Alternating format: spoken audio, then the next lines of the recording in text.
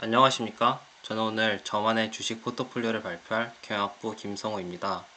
우선 교수님께서 참고 자료 주신 아크인베스트의 아크빅 아이디어스 2021을 보고 여러 기술 중 일렉트로닉 비하이클스에 대해서 조사해 보았습니다. 아크인베스트 매니지먼트 2020에 따르면 전통차 시장의 장애물들을 극복한다면 규모를 대략 20배 정도 확장할 수 있을 것으로 했습니다. 2020년에는 220만, 2025년까지는 4천만까지 규모를 키울 수 있다고 하였습니다.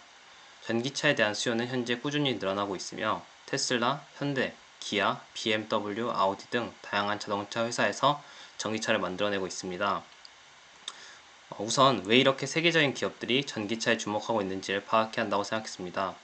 세계 각국이 내연 기관차의 배기가스 배출을 규제하고 친환경차 도입을 위한 각종 지원 정책을 이어나가고 있습니다. 글로벌 자동차 기업들 역시 이러한 기조에 맞게 전기차 개발에 힘을 쏟은 결과 전기차는 내연 기관차가 약 100년 전에 걸쳐 이룩한 기술적 진보를 턱밑까지 추격했습니다. 전기차 보급률에 대한 전망도 희망적입니다. 블룸버그 뉴 에너지 파이낸스가 발표한 보고서 2019 전기차 전망에 따르면 2010년 수천 대 판매에 불과했던 전기차가 2018년에는 200만 대 이상 판매됐고 2025년에는 1000만 대, 2030년에는 2800만 대, 2040년대에는 5600만 대를 돌파할 것으로 추정된다고 발표했습니다. 다시 말해 2040년 판매되는 승용차의 57%, 전 세계 자동차의 30% 이상이 전기차가 될 것이라는 전망입니다. 전기차가 빠른 기간 내에 시장을 형성하고 규모를 키워나갈 수 있었던 이유는 보조금, 세제 혜택 등 정책 지원을 통해 비용 면에서 소비자의 접근성을 높인 이유가 있습니다.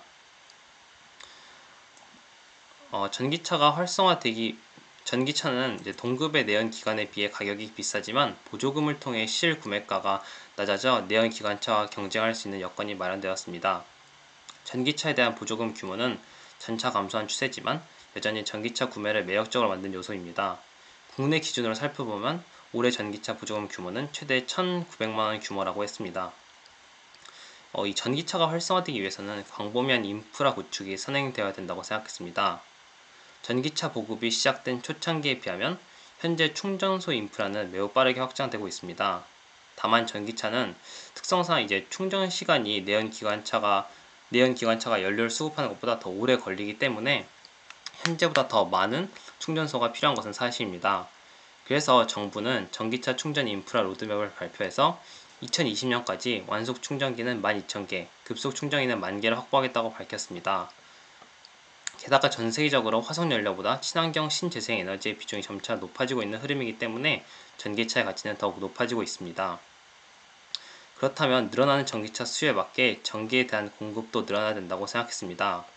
늘어나는 전기에 대한 수요를 감당하기 위해서는 수소연료 전지 혹은 SMR, 스몰 모듈러 리액터가 필요하다고 생각했습니다. 수소연료 전지는 이제 수소연료를 이용해서 전기에너지를 생성하는 발전 장치를 말한 것인데 일반적인 화학 전지와 달리 공해 물질을 내뿜지 않기 때문에 친환경 에너지에 속하며 소음이 없다는 장점을 갖고 있습니다. 여기에 들어가는 기술들을 가지고 있는 회사가 이제 두산 퓨어셀, 코오롱 인더스트리, 효성중공업 등이 있습니다. SMR의 가장 큰 특징은 기존 대형 원전과 달리 원자로, 증기 발생기, 가압기와 같은 여러 그런 기계들이 하나의 모듈에 집약되어 있는 점입니다. 또한 원자력 발전소 하면 떠오르는 거대 돔까지 한 개의 모듈로 합체되어 있습니다. 대형 원전의 150분의 1 수준으로 원전 크기를 줄인 것입니다. 두산중공업이 올해부터 주단 소재, 주기기 등을 본격 수주하고 제작에 착수할 예정이며 향후 NPM 제작 시 국내 100여 개 업체들도 활용할 계획이라고 그랬습니다. 나기용 두산중공업 원자력 비지장은 두산중공업은 향후 미국 및 세계 원전 시장의 뉴스케일 SMR 건설 사업에서 최소 13억 달러, 우리나라 돈으로 약 1조 5천억 원 규모의 핵심 기자재를 공급할 예정이라며 뉴스케일의 사업 확대에 따라 수주가 더욱 늘어날 것으로 기대된다고 말했습니다.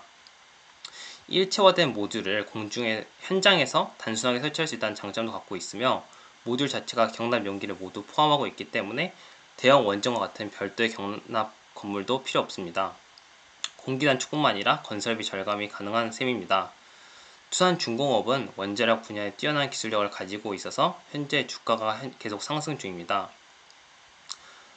세계적으로 탄소를 줄이기 위해 노력하는데 현재 전기를 친환경적으로 생산하는 방법은 대표적으로 이제 풍력과 원자력이 있습니다. 앞서 말씀드렸던 이 SMR도 원자력의 일종인데 이 풍력 발전 분야에서도 뛰어난 기술력을 가지고 있는 회사가 바로 두산중공업입니다. 전기차에 대한 수요가 늘어난다면 이러한 전기차 시장에서 경쟁력을 갖추기 위해서는 무엇이 필요할까 생각해 보았습니다. 이 생각에 대한 해결책은 바로 전기차 배터리의 성능이라고 알 수 있었습니다. 현재 우리나라의 LG화학, 삼성 SDI, SK이노베이션 등이 전기차를 배터리를 만들고 있고 현재 위 3개 기업은 앞으로도 전기차 시장에서 점유율을 높여나갈 것이기 때문에 주식 가격은 계속 상승할 것입니다. 이 같은 수준을 고려했을 때 현재 우리나라의 전기 생산을 담당하는 한전의 주가 또한 상승할 것임을 파악할 수 있었습니다. 따라서 저는 결과적으로 3가지 분야의 주식이 미래에 크게 성장할 것 같습니다. 대표적으로 우선 전기차를 만드는 테슬라, 현대차, 기아차 등 여러 전기차 회사의 주가가 오를 것입니다. 또한 전기차들의 배터리를 공급하는 LG화학, 삼성 SDI, SK이노베이션의 가격이 오를 것입니다. 마지막으로 늘어나는 전기 수요에 대한 해결책으로 수소연료 전지를 만드는 여러 기업들과 친환경 에너지를 만드는 기업들, 그리고 마지막으로는 자연스럽게 우리나라의 전기를 관리하는 한전까지 주가가 오를 것 같습니다. 네, 이상입니다. 감사합니다.